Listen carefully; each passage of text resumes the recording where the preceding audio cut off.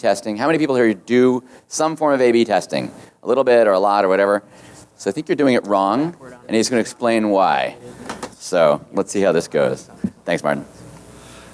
Thanks so much. Sonny, you're in such an amazing industry. Food delivery. I know a little bit about it.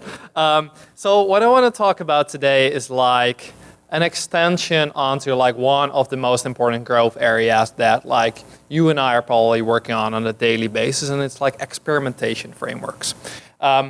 So over the last years, and these days, like I work at Postmates, and which basically means that I get to look at this all day long.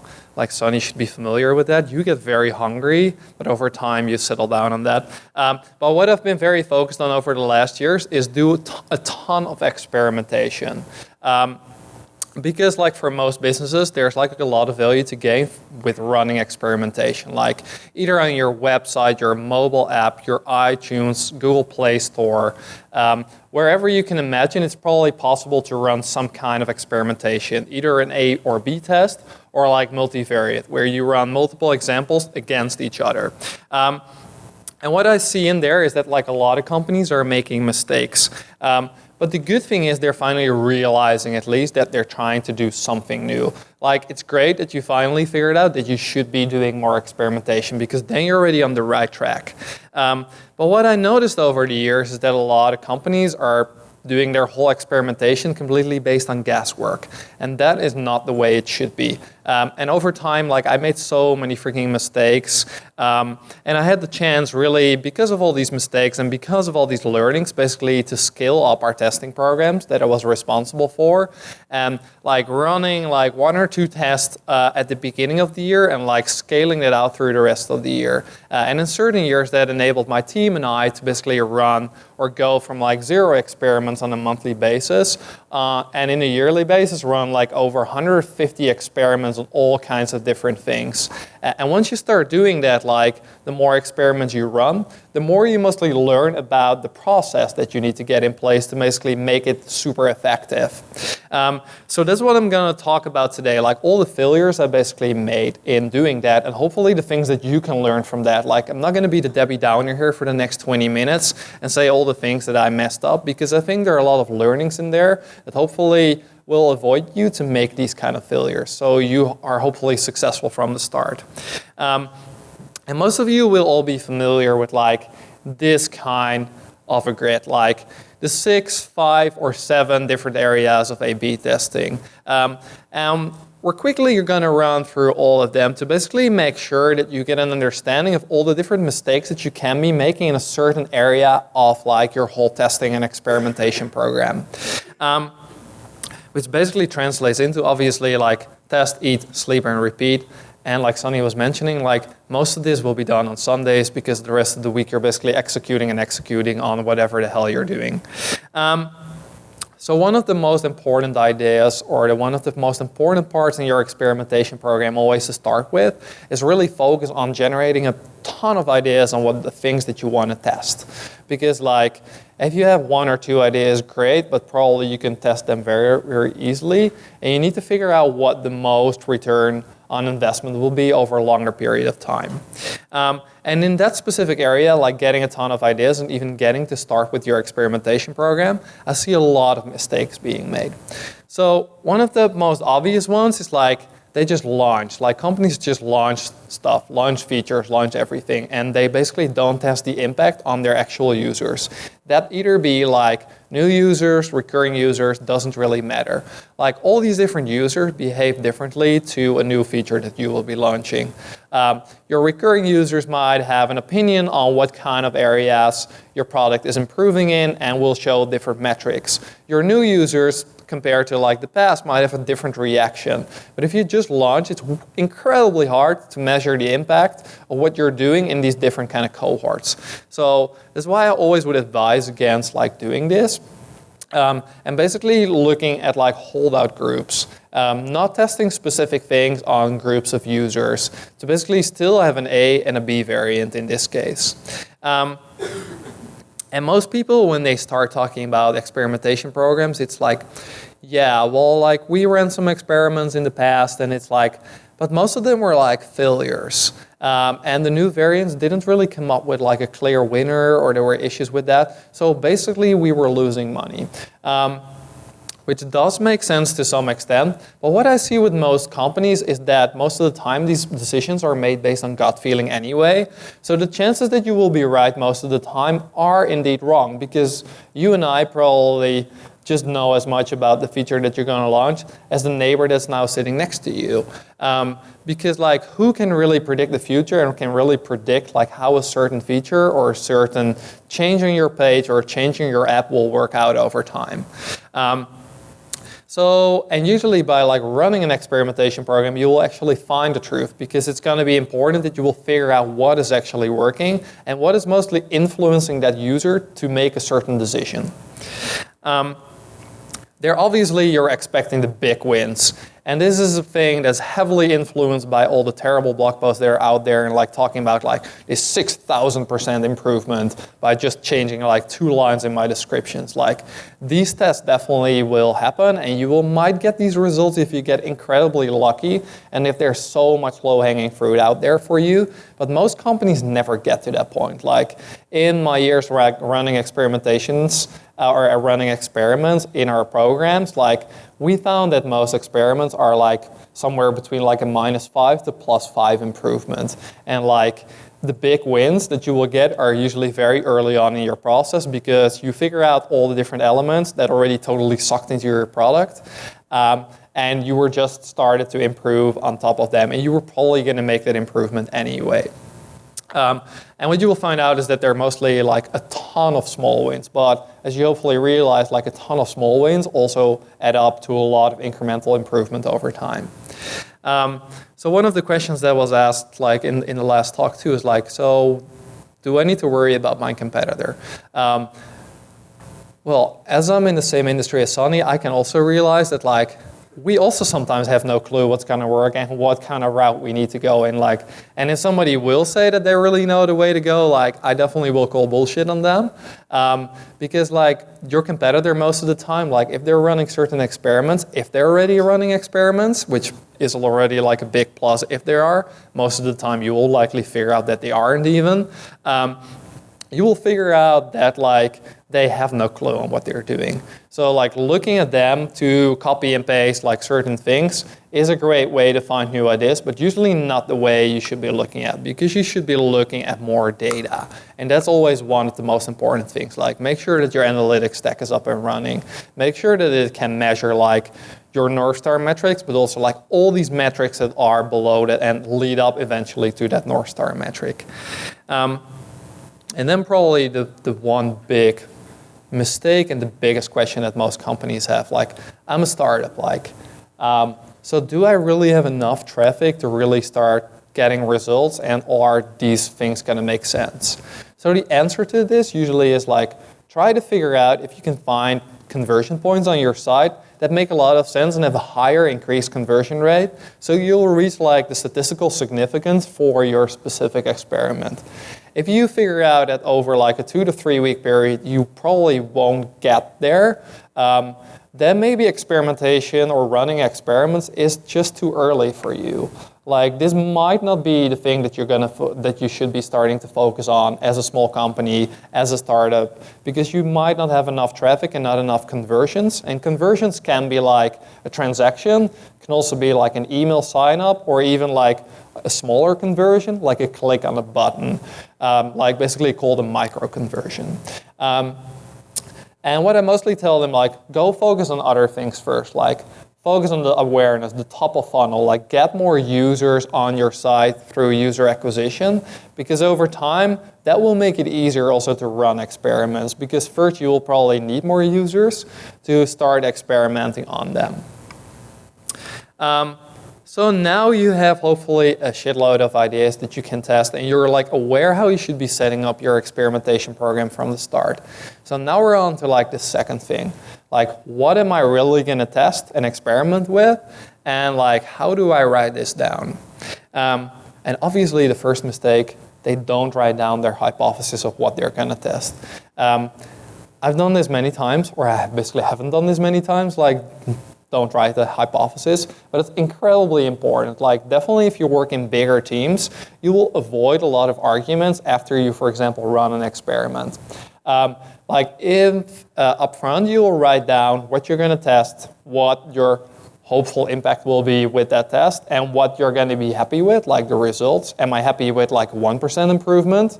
Because like if it's a 1% improvement, but I'm spending like 6 months making that actual change because I hacked it together in an experiment, versus like a 5% improvement and it's going to take me like 2 minutes to implement, that's probably already like the balance that you want to keep, and make sure that you notice that or like write that down in your hypothesis. There are some great hypothesis templates out there that you can use for your company. They usually are like, by running this kind of experiment where you describe the change, we're expecting X result measured in this number or by this kind of conversion element, and this will have a hopeful impact of X, and probably the results will be measured in this kind of way. This could be for very simple test, like this is less than a 5-minute task, but please write it down because you will like avoid arguments, but it also will help you eventually like get back to that specific experiment and see if it was like a successful experiment, even if it like provided a winner. When you're like running smaller experimentation programs, I see a lot of companies that are like, okay, yeah, we don't have a lot of traffic, but we still want to do experiments. But we want to make like 3 different changes at the same time. This is a mistake, but you can do this right in multiple ways still. Because usually like you want to isolate what really had the biggest impact on the user. Like if you're changing your header image, changing your button color and like the description of a certain feature at the same time, like what is really going to impact the user? Is that going to be one of the 3 things? Is it going to be all 3 things together? So what you're basically already doing is running some kind of multivariate experiment where you're testing like the 3 different elements compared to each other. Because one of the bigger mistakes that I also see being made in experimentation programs is that it's not always about like the incremental result in like my conversion is going up, but also, or mostly actually, understanding what the user is doing and understanding how the user is reacting to certain changes. If like a user is mostly reacting to a button color versus like the change in the button copy, that's an incredibly important thing to know, because then you know that probably the user isn't persuaded by like the copy, but mostly about like the visual aspects of either your page or only that very specific button. And you know that you need to like focus probably on reiterating with that specific element on your page. And obviously, like we've all been there, like your gut feeling. And most of the times this is a good thing because you probably don't have all the answers. But like using the numbers or like using numbers as the basis of your research is one of the most important things to do. Like look at where people might drop off in your funnel. Like look at the scroll rates on certain pages. Like look where users are dropping off and like try to drill down on what specific level that is. Is that really a part of the funnel? Is it really a specific part of the page? And usually your analytics stack should be able to give you these answers, or otherwise you should be improving probably your analytics stack first before you start experimenting. Because experimentation is like heavily relying on your analytics data from whatever source that might be. So basically now we've talked about like the pre-stage. So it's time to talk about like the next step, design and engineering. Like you've designed your test or you're ready to design your test and work with an engineer. Depending on the tool, you might be able to click it together yourself, and like there what you see is what you get editors if it's like a simple test. But you're basically ready to create the treatment, which we call like the different variants. Like the original is something you don't change, and like treatment 1, 2, 3, whatever, are basically the ones that you make changes on. And this goes back to basically one of the first things. They launched like a before and after test. And that is not an actual A/B test because you're still not realizing what the impact is. And I see this still happen in a lot of with like a lot of engineers, and like don't get me wrong, they're the most amazing people and I couldn't live without them. But like it's good to realize that probably their time is really best spent in mostly making sure that you can experiment with like version A and version B, and looking at like what a certain percentage of users is thinking about this new change. And mistake number 10 is like my all-time personal favorite, and like this has frustrated the hell out of me for the last years. Is like designers tend to have a tendency of like sometimes they think they know it all, but like for experimentation programs, it's really important that you realize that like the designer might not know it all because they don't have access to the data. So provide them with the data. Like designers get incredibly good or even better at their job when they have access to more user data. Like provide them with your analytics data, provide them with all the results from your experiments, so they basically don't have to go over the 7,000 design revisions that they might be working on for a specific page, feature, or element on your page. We'll save them a lot of time. You will get a ton of more learnings from your actual experiment that you're running, and hopefully in general, you will be able to create a better experimentation program by doing it that way. So with your designs and now with your engineers, you basically created an experiment. So we're almost ready to finally say like, okay, let's run this show. But I think one of the most essential part is still forgotten and is like, should be part of your experimentation program at all times. And that is basically your mother. She can finally be part of like what you're doing. And usually you should never listen to her, except it's for live advice. But like when you're talking about like your startup or whatsoever, like usually your family and friends are the worst ones to give you advice because they have no clue what you're doing most of the time. But like this time it's only about like figuring out if your actual experiment is working, and not as in, is it a clear winner, but making sure it works on all devices, all browsers. Does it work in your mobile app? Might this feature work a little bit different if I am a logged in user, if I'm a signed up user, whatever. They're in the more complicated scenarios for either apps or websites. It's becoming incredibly complicated to test all these different scenarios. But it's incredibly important before you start an experiment that you know for sure that something is working or not. Like if you figure out after 2 days that a certain version of your experiment is not working in a browser or for a certain segment of users, it will basically make your test invalid, or you need to do a lot of work to basically exclude that segment of users who have seen like a shitty variant of the actual experiment because they don't provide like clear results for what you're doing. So please make sure that like you take care of this part in the process, because I've seen like many tests and many experiments that are going wrong in this specific step, although it's like super easy. So we're finally through like the hard part and we can run and analyze the test, and it's time to experiment or like experiment actually on the actual users. And in this part, it's like time not to think about it as a sprint. Like an experiment can be a marathon. Like it will be incredibly hard. There's some exceptional use cases that might be able to prove results in 1 or 2 days. But for most businesses, you'll have to wait for the business life cycle. Like for Postmates, like it could be that like we convert you within a week from like the actual app install or like coming to our website and fulfilling the first order. That could be within an hour. That could be within like a week. Like, but still look at like the average life cycle for users, because potentially I could always call the results after 1 or 2 hours as long as my numbers look significant. But it doesn't take into account like the maybe long life cycle that other users will have, because a lot of users will react different to your test. And what I see a lot of companies do wrong is that they're like calling their experiments because their analytics tool or their testing platform of preference is showing that their results might be valid after 1 or 2 days. And even like these testing platforms might be making a ton of mistakes in how they're calculating this, because they basically can't take into account what your business life cycle is for your app, web platform, whatsoever. And like something that we previously touched on a little bit is like running a multiple tests with overlap. Like in this step, we're mostly like analyzing that part. And it's possible, but you need to segment the shit out of your experiment to basically have it make results. I will make it a little bigger.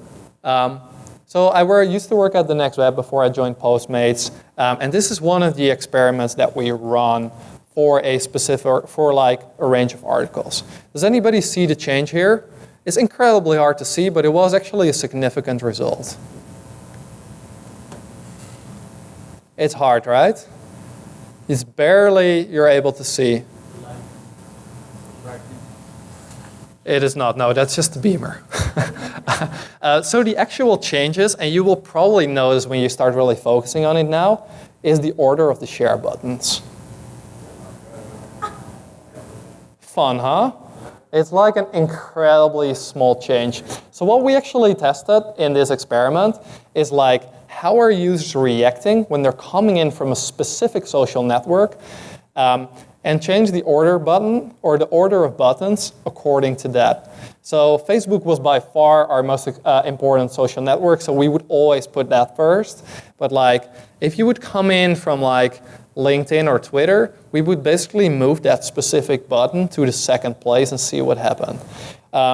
I think this experiment resulted in like a 5% improvement of like shares or clicks on the share buttons, which is like relatively significant for us. But what we did here and what made it really complicated to analyze is that we tested this for like Twitter users, Facebook users, LinkedIn users, and Reddit users. And I think we skipped out on this, like the Slack button and the email button, because that was just like a nice to have there. But that basically meant we needed to analyze our experiment almost 4 times for like the different results from the different social networks where people were coming from.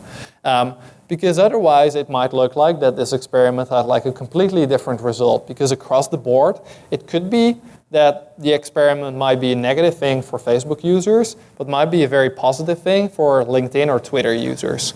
So over time you might want to say like, okay, we're not going to include any Facebook users in this experiment, but still run the whole show on Twitter and LinkedIn users. The next one, like their data is not sent to their main analytics tool, and you're comparing your A/B testing tool. Definitions between tools are always going to be different. Like the Optimizely's, VWO's, whatever A/B testing platform, Google Optimize, you're using or you've built it yourself, they probably will always have a different definition of what a session is, what a user is, and what a page view might be. So what I always would advise is to go with like your main analytics tool. Either that be Amplitude, Google Analytics, Firebase, I don't really care. As long as you send like what kind of experiments a user is in, you can always rely on that analytics tool to measure the impact of an experiment. Because that is in the end your main analytics tool, probably also the best source of truth for like your whole business and for all your core business metrics.